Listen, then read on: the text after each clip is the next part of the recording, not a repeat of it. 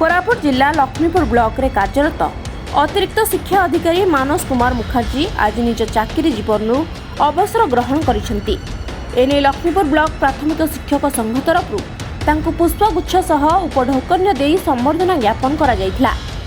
एने से 1986 मसीह चाकरी जीवन में पाद पकाई आज 38 वर्ष पर अवसर नहीं दुख प्रकाश करने सह निज जीवन में यही 38 वर्ष किपरि सुख और दुखरे कटिगला ताहा उपरे अभिभाषण रखिथिले।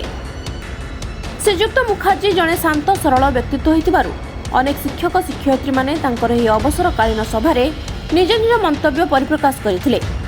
प्राथमिक शिक्षक संघ सभापति दयानिधि गरडांक सभापतित्व में स्थानीय बासंती कल्याण मंडप ठारे आयोजित एही कार्यक्रम में मुख्य अतिथि भाव ब्लॉक शिक्षा अधिकारी चामेली मजुमदार जोग देइथिबा बेले मुख्य वक्ता भाव राज्य शिक्षक संघ उपसभापति सुरेंद्र कुलपति, सम्मानित अतिथि रूपे जिला उपसभानेत्री बैजयंती माला खसला, अतिरिक्त शिक्षा अधिकारी विभूतिभूषण टाकरी, एबीओ प्रियंवदा पात्र, नूतन प्राथमिक शिक्षक संघ सभापति जयदान खरा, ब्लॉक प्राथमिक शिक्षक संघ उपसभापति निरंजन नायक, ब्लॉक उपसभानेत्री सुकांत साहू प्रभृति मंचासीन रही श्रीयुक्त मुखर्जी सह कार्य कर आसिथिबा प्रत्येक मुहूर्त विषय बखाणिथिले। एही क्षेत्र में श्रीयुक्त मुखर्जी लक्ष्मीपुर में 1.5 वर्ष धरी कार्य करिवार अनुभूति विषय अभिभाषण प्रदान करथिले। एही सभारे ब्लॉक रे थिबा समस्त शिक्षक शिक्षयित्री माने उपस्थित रही श्रीयुक्त मुखर्जी उज्जवल भविष्य कामना करथिले।